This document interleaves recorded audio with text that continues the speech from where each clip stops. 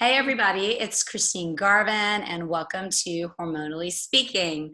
I want to go ahead and apologize for my voice right now. It's a little bit husky because I accidentally took a sip of a friend's drink and then found out afterwards that she was sick. So I have this fun voice to run around with. But I'm so excited because today we have a woman that I've gotten to know this year who does some really amazing work out in the world.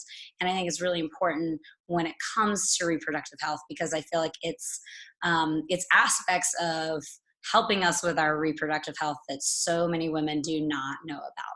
So her name is Ashley Marie, and she's a licensed massage and bodywork therapist specializing in Arvigo techniques of Maya Abdominal Therapy and intuitive bodywork. So we're going to get into what all of that is if you haven't heard about that before.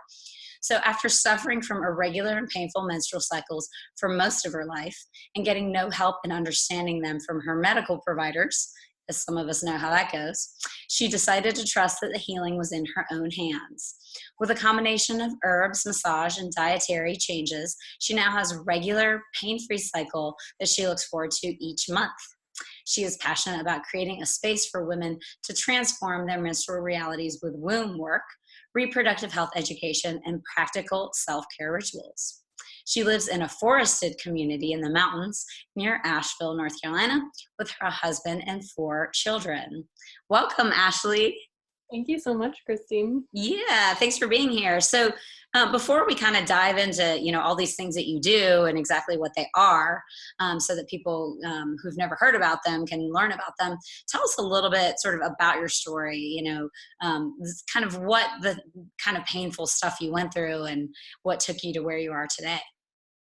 Yeah, it really started with my first menstrual cycle. I was 14 when I first bled, and I didn't bleed for an entire year after that.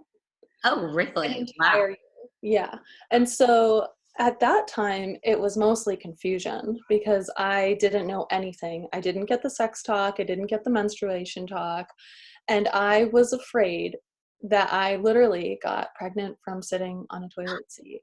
Yeah, Oh, so wow. young, but Yeah. also just not knowing, and that fear in me, oh my gosh, it was terrible to, like, be that naive about menstruation, and Yeah. so around a year later, I got my menstrual cycle, and it was always very irregular, but heavy when it did come. And then I met someone that we were talking about maybe having a baby, and I was getting some medical care, and I was just told that I would have a really hard time conceiving because at that time I only menstruated about 3 times a year. Oh, wow. So that was a And thing that yeah, happened for you for a it while. was it was about 2 to 3 times a year that I bled, and mainly the only concern that the doctor had was with me getting pregnant. They didn't offer any other testing, nothing, like nothing. Didn't ask me about my diet, nothing. And this was like almost 14 years ago, so I know that things have come a long way since then, but yeah, I wasn't getting any help. And And there's then a lot less changes than you would think. I mean, I have clients all the time that don't get anything more than, fertility. It's either fertility or birth control. That's, yeah, hmm yeah. And that's where education really needs to come in. Not even hmm just for women, but for girls too. I really want to see girls having more education around what their bodies are telling them. Yeah. Well, and your experience, I think, speaks to that, right? Being Mhm. 14 and getting your period and then not getting it for a year and thinking you're pregnant, right? I mean, I'm sure that there's actually a lot of girls out there today who would think the same thing, Totally. because they haven't been taught. I hadn't even had sex. Right, I right, was a exactly. virgin, and I was like, obviously, I got pregnant on it from a toilet seat. Yep. Yeah, it Yeah. was terrible. And Oh, then after my daughter was born, I still was very, very irregular. But I found this book at the library one day. It was totally random. I was doing one of those things where you kind of walk through and scan the library, and this mhm. book jumped out at me, and it's Rosita Arvigo's book called Sastoon. It's about her apprenticeship with a Belizean healer in Belize, the last Mayan healer. And at the end of the book, it had the instructions on self-care abdominal massage over the uterus. And I did that massage on myself, and I started bleeding the next day. That's amazing. And I like still have goosebumps. And this was, probably like 11 years ago. And I kind of put that in the back of my head as something that I wanted to do, because I had previously thought I was going to be a midwife, and then became a doula and was like, no, I don't actually like being on call. I'm going to find another route. And Right. so, yeah, then I just decided that I had to become a massage therapist in order to do this work, and have been following my intuition in regards to that ever since. Wow. So everybody that does the Arvigo massage has to be a licensed massage therapist first. That You makes sense. have to be licensed to touch someone. Okay. So you could be a chiropractor, you could be a midwife, you could be an acupuncturist, PT, but yeah. Okay. Is this Mhm. something that people can find, easily around the country at this point, or is it kind of hard? Yeah. Okay. No, it's easy to find. It's all over the world. They have workshops now, and you can go to the Arvigo website and find a practitioner in your area. And yeah. Very cool. Mhm. So tell us a little bit more about that kind of massage then, because, people hear abdominal massage and may or may not have a good idea of what that's all about. Totally. I mean, even in massage school, we did very little Right. abdominal massage. It's one part of the body that most of us don't give much of our own attention to, or receive much attention in that area. And I really love it, because in our modern world, we have so many stressors, Mhm. and the diaphragm, right at the top of the abdomen, is where we hold tension and anxiety. Mhm. And there are 3 openings through the diaphragm, and that's where blood and lymph is moved through, and the esophagus is there. And so we start the massage up there to help relax the diaphragm, Okay. because, as you know, what's so important about hormones is, well, they're moved through the blood.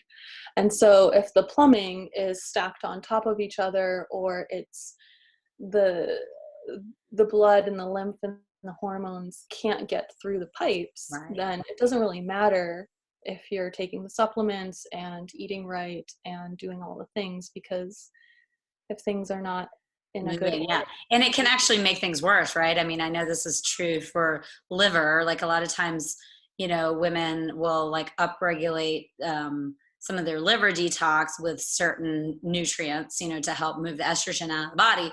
But Mm, if your colon's not working right, right, if the plumbing's not working right, then that can actually make things worse because everything kind of gets backed up in there. totally. And then Yeah. you're reabsorbing all that Yep. estrogen. Yep, absolutely. Yeah. Wow. Okay. So you start up at the diaphragm and then do you start working your way down? We start working our way around the rib cage, and then we do some other strokes around the pubic bone, Hmm. and some uterine moving techniques, and some techniques around the belly button. And then also Rosita was a naturopathic doctor, and so we have a whole protocol that works on the back and the spine and the coccyx and the sacrum, Cool. to help alleviate any tension, stress, and adhesions that are holding any ligaments that attach to the ovaries or the pudendal nerve, or like all the things. I mean, our bodies are so intricate. Right. Yeah.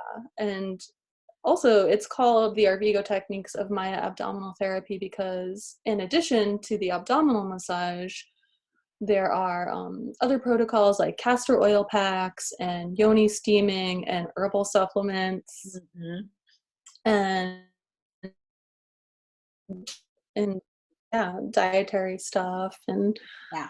it's Yeah. beautiful. It's a beautiful lineage. Yeah, there's so much we can do and that we've not been taught, right? And people not understanding these things. And I think, I never would have thought about my coccyx being, attached or dealing with that area at all until my fibroid pushed my Mhm. coccyx bone out, and to even convince a doctor around that took a minute too, because they're like, "No," you know, and it's been amazing because I've used pelvic floor therapy in order to have the coccyx bone kind of release back into place, because once that fibroid was there, pushed it out, it didn't want to, I kind of thought, oh, it's just going to move back into place, but it's not. Mhm. It's kind of stuck in this new place Totally. because of the way our body works, right? It works really hard to protect us, and it works Mhm. really hard to set things up when things, push it out of the way to Mhm. kind of keep us that way. And so you have to really do all this kind of releasing work to let it go back into its original spot. And so many people don't know that. And I think, this technique that you do is such a beautiful thing. And, things like pelvic floor massage are such beautiful things that so few women know about, understand. And it can really help so many different reproductive issues, right? Yeah. Can you tell us about a few things that it can help with? Oh, definitely fibroids, endometriosis, painful or irregular menstrual cycles, digestive health, tilted or prolapsed uterus. Yeah, so many things. And How the emotional stuff that comes up. the I what? mean, the emotional stuff Yeah. that comes up. I mean, almost every woman that has come in for treatment has cried Mhm. because just even setting the space to come in and open the door about talking about our reproductive health, it just opens the floodgates. Yeah. Yep. So many things of sexual trauma and abortion and miscarriage and all the things that are taboo and that are not talked about in Right. our And we culture. hold that energy of all those things in that area too, right? In our reproductive area. And so it is that, it's kind of multi-layered, because it's like, okay, we don't talk about them first. And Mhm. then, there is the actual like physical repercussions of these things that are held in our tissues. Totally. Yeah, Yeah. the issues are in the tissues. There you go. I love that one. I would say it as much as possible. So how often, do women tend to need to come to you for work to kind of start? I don't want to say the word healing is kind of, you know, it has a lot of connotations to it, but start to kind of feel better, I guess. Yeah, it depends what someone's suffering with, like someone in your case, when you had extreme fibroids, I would say definitely come every week or every other week for several months while you're diligently doing the self-care, while you're doing castor oil packs, while you're doing yoni steaming, and the herbal supplements. And it varies from woman to woman. Right. I had a woman come in who had endometriosis, and we did just one treatment, and she let me know afterwards that after that treatment, it was the first menstrual cycle that she had since she was 15 that she didn't have to take any pain reliever for. Okay, this is amazing because so many women are finding out that they have endometriosis now, right? Like Totally. it's kind of it's kind of blowing up, It and doctors say there's nothing you can do other than get these surgeries, and even those only take the pain away for a little while, right? You kind of have to keep on doing these surgeries to remove the tissue. So is. ladies, please reach out to a practitioner that does this kind of work if that's what you're experiencing right now, because as you can hear, it can be super impactful and powerful in your healing process. Totally. So cool. I love it. Yeah, and this is every woman's birthright. I Yeah. mean, this work was done by midwives and healers the world over. In every part of the world, women were doing this work. Yeah. Yeah. We got to It bring it all back. and it's coming back. It's Yeah. resurfacing. Do Mhm. you teach women to do some of the stuff on their own to kind of Yeah. support what you've done with them? Totally. We teach a self-care massage so that you can bring the healing into your own hands, and that's wonderful and it feels great. And then I can teach you castor oil packs, and I usually send people home with their own pack because I'll do a pack on them when Nice. they come in for a treatment, and yoni steaming handouts and Yeah.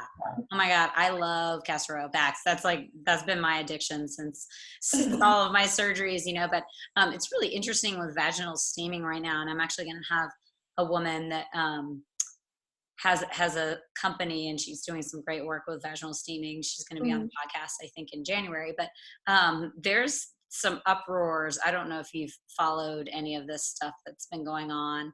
I won't name the practitioner, the medical practitioner that is trying to tear down, vaginal steaming along with some other things. But the thing that's so frustrating about that is they actually say that, these things can harm women versus talking about these surgical procedures that we know, it doesn't harm every woman every time they get it done, but that we know does harm women more than it's talked about.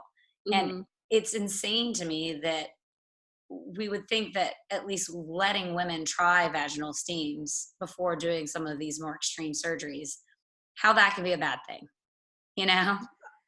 And they're still done in several areas of the world. Yeah. I mean, Korea has a very intact culture, and they practice yoni steaming. It's called something different, but they do that. Yeah. And the medical profession, it just, to me, just because there's no research or studies on yoni steaming doesn't mean it doesn't work. It just means there's no funding for those studies. Exactly. That's women's health in general.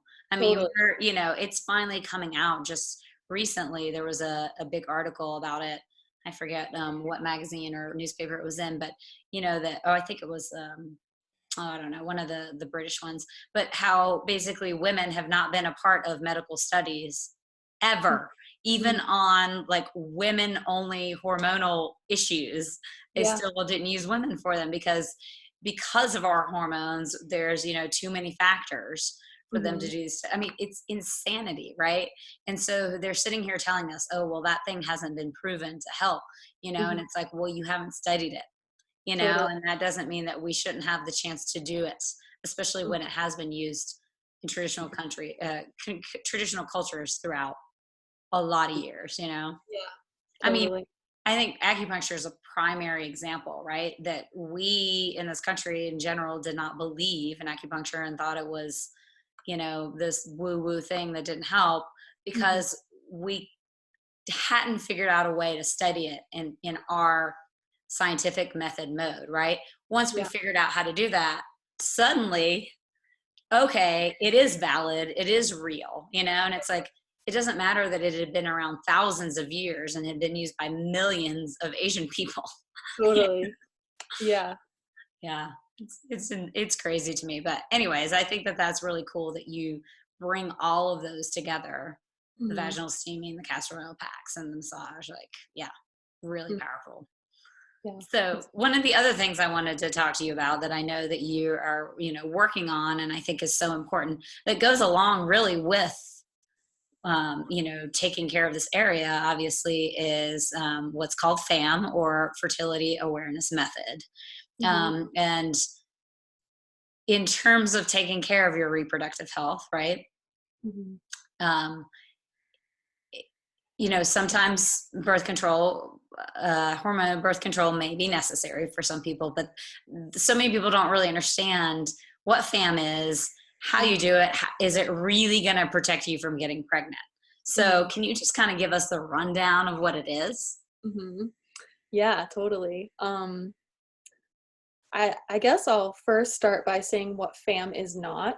FAM is not the rhythm method. There's a lot of literature out there that says that FAM and the rhythm method are the same, and they're just not. The rhythm method is a calendar method that is based on a 28-day cycle and expects that you're going to ovulate in the middle of that. That's why the rhythm method is not efficient for protecting you against unplanned pregnancies, because I didn't even realize the rhythm method. Right. I didn't even realize the rhythm method was based on 28 days. I just, thought the other aspect, but that makes sense too, that that's not helpful for a lot of people.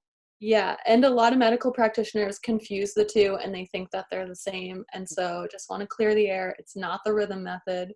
Fertility Awareness Method is a system for identifying, tracking, and charting the fertility signs that we exhibit on a day-to-day basis based on the symptoms that our body we see through our hormones changing, Mhm. right? So the first symptom that we all see is when the progesterone and the estrogen drops and the uterine lining sheds. We see menstruation. Mhm. That's the one that we are all alerted to. We know what's going on with menstruation, but a lot of us don't realize that after menstruation, we typically have a dry period. As follicle stimulating hormone increases and estrogen increases, then the cervix releases a cervical mucus. And that's what's telling us that ovulation is approaching. The follicles are being stimulated, and cervical mucus, the purpose of that is to keep the sperm alive and to help it get up to the fallopian tubes to fertilize the egg really fast. Mhm. So when there is no cervical mucus, sperm only lives for minutes to hours. Oh, When interesting. there, I didn't know that. yeah, when there's cervical mucus, it can live for up to 5 days. Yes, I have heard that. Mhm. That's yeah. So, and so, yeah, so charting cervical mucus, another biomarker is basal body temperature. So every morning you take your temperature with a basal body thermometer. That's your resting temperature.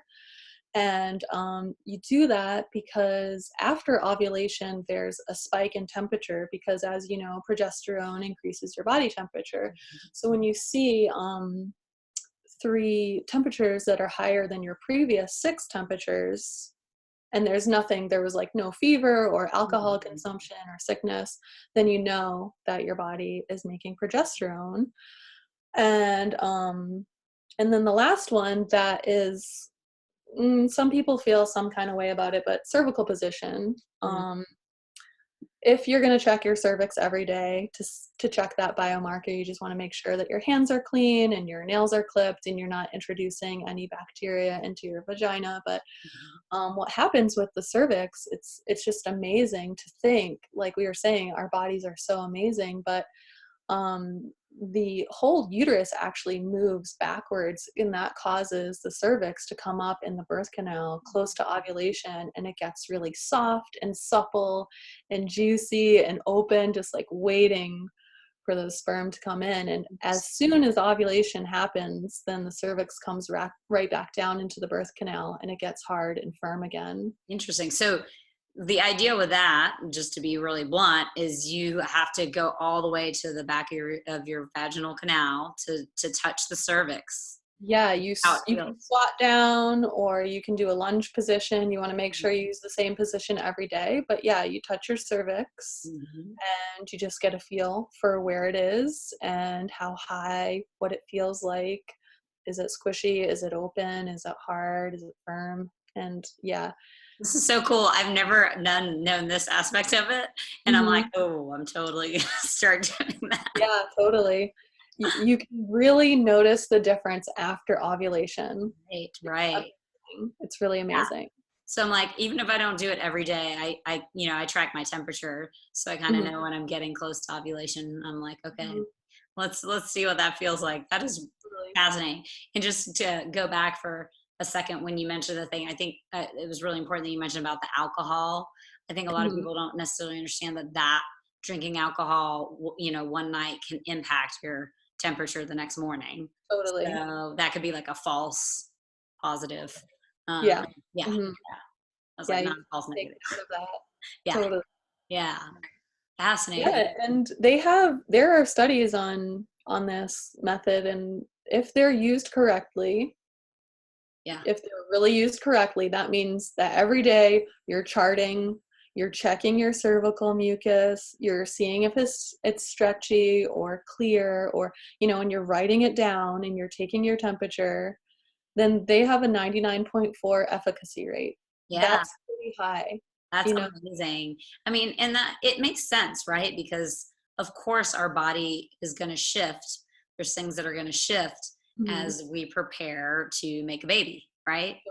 Mhm. And it's like it kind of blows our minds, right? Like all the stuff is happening, and but it's like, of course we have these incredible biohacks to see what is going on that has nothing to do with the science that has been created to figure this stuff out.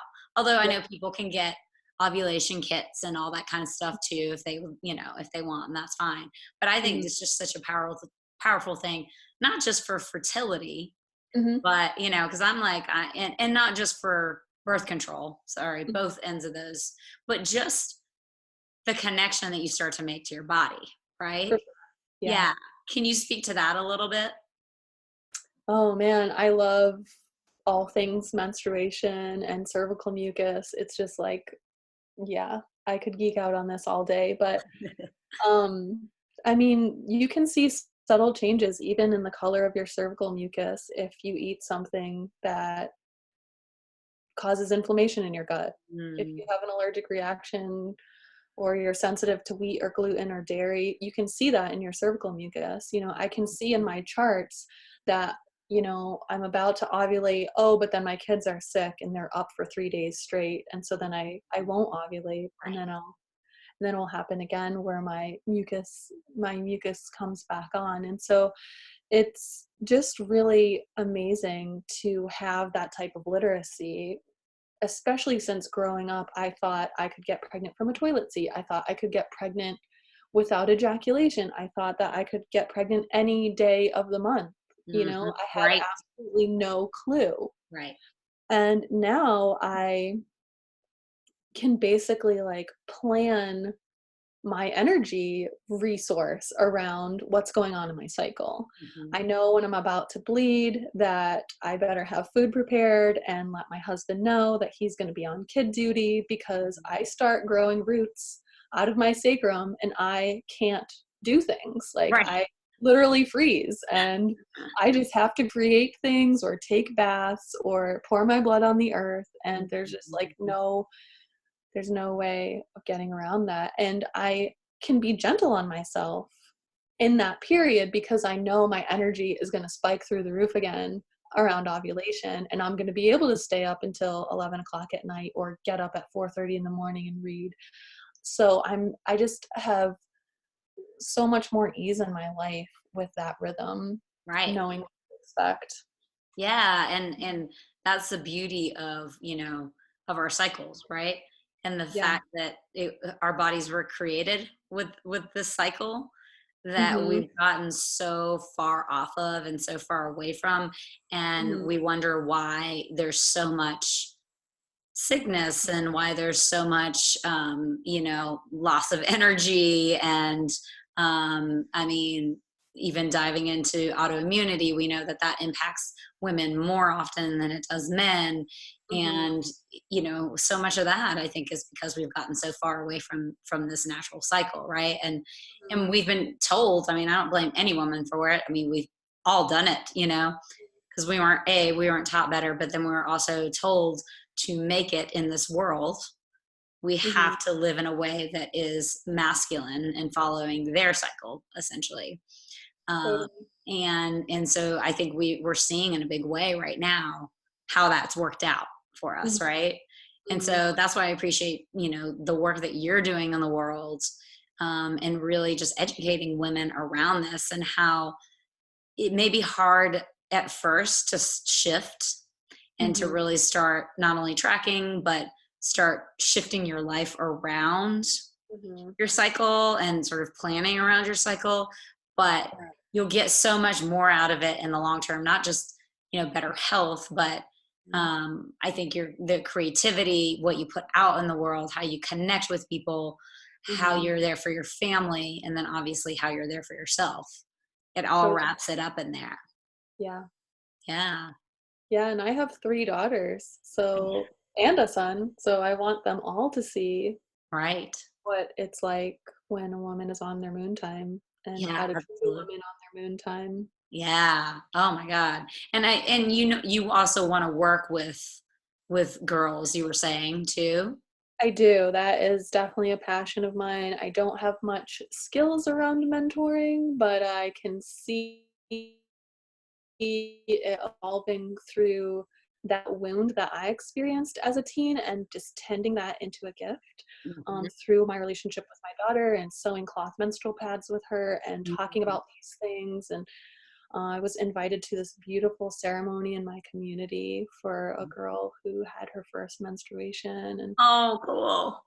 yeah, I really envision bringing some kind of curriculum in a circle form to bring the youth together and Mm-hmm. talk about these things so that they can feel empowered. They Mm-hmm. can make decisions, because ultimately, when you do pay attention to your cycle, even if you're not touching your cervix every day, you're still going to inhabit parts of your body that you wouldn't otherwise. And that means you're going to be very careful of who you're letting in your space. Yes. Yep. And I know, like, for me, abortion is a big topic right now, Mm-hmm. because Mm-hmm. it's not legal in some places. And I feel that so many unplanned pregnancies, especially for teenagers, could be resolved by helping them, putting that trust into their own hands of Right. what's going on in their body, and Right. taking that back. Absolutely. I mean, the empowerment around that, and I mean, I can think back. I got my period for the first time when I was 10. Oh, wow. Yeah. And, it wasn't crazy out of the ballpark or whatever, because my mom had also gotten hers when she was 10 too.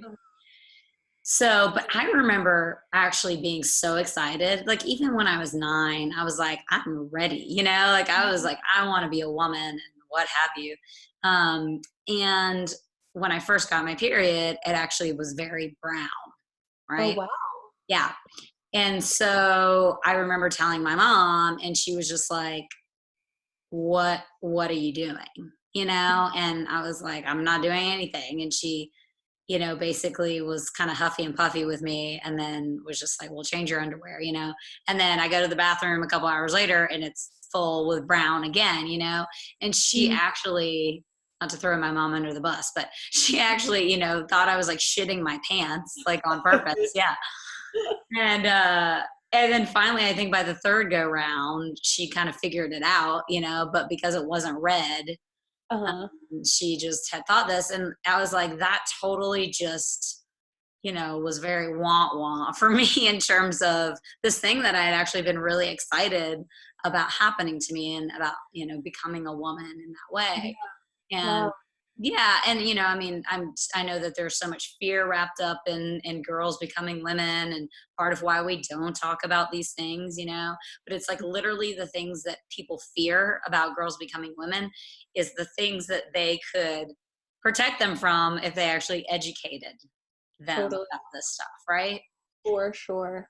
And yeah, I mean, to think about how my relationship with my period and my body, and and having horrible cramps for so many of my years, how that could have been different had the Mhm. first situation been a little bit more pleasant and connective. Totally. Yeah. Yeah, so I think it's really cool that you're doing that work. Thank You're gonna do that work. Yeah. you. Mhm. Yeah. Or have you thought about doing any kind of online circles and stuff in the future with girls and their moms? I definitely have. Yeah. I definitely have. And I'm trying to take it one step at a time, Hmm. because I do have 4 kids, Yeah. and I tend to get really, really dreamy, and I'm really rooting in and creating depth in what's right in front of me at Hmm. this time. And so I'm definitely dreaming about it. And also, I want to do them in person in my community Hmm. first. Hmm. So I've been planting those seeds and seeing which of the teens are interested in that, Right. and getting some feedback, and that's great. And yeah, really wanting to create a holistic program that's going to incorporate not only the fertility awareness method charting, but also teaching them how to yoni steam, and teaching them the abdominal massage, and what does it mean when you have brown blood at the beginning Hmm. of the cycle. Hmm. It's ironic that you had that for your first cycle, because typically that means that your blood from your last cycle didn't come out, but that Ah, was your right. first cycle. Right. And so yeah, just life hacks on what it's like to be a woman. I want Yes. to just give them all of those that I've accumulated over the past several years. I So I feel. think you need to create a center. Actually, this is Mhm. what I've decided Okay. for you. But no, I mean, it's so, like, I get excited just thinking about that, for women and girls, because as we know, there's so many women that don't know about these things because Mhm. they were never taught it as kids and haven't been taught it to this day. And how we could change so much from, you know, protection around getting pregnant, Mhm. to things like fibroids and ovarian cysts, and not Mhm. necessarily having to face those things later Mhm. in life because we've been able to do this work along the way to really, you know, work with our body and work with our hormones in a Totally. different way. Oh my God, so exciting. Yeah. I could go on with you forever, Mhm. but I think we got to wrap this up now. So let people know, you know, and I know again that you're pretty much working locally right now, but if anybody that's listening that's, you know, national or international would like to get in touch with you, how can they do that? Yeah, y'all can find me on Instagram at rooted.feminine. And you can follow me there for updates. My website is a work in progress, but that's www.rootedfeminine.com as well. And yeah, you can expect to see me in some beautiful places over the next year holding sacred circles with women. I'm probably going to be at the beach in South Carolina holding a women's retreat in the spring. And so I'm really looking forward to that. And yeah, just really looking forward to branching out and getting this information as far and wide as it possibly can go. Absolutely. And I definitely see in our future doing a workshop together, For because sure. I think that, yeah, I mean, the combination of, you know, all of the stuff that you've told us about today and, you know, my side of the sort of like gut health hormone aspect, like definitely needs to all come together. For sure. Would I be really look forward to that. yeah. Well, thank you so much for joining us today and sharing all your amazing knowledge with everybody. And I will see you guys soon. Thanks for being here. Bye.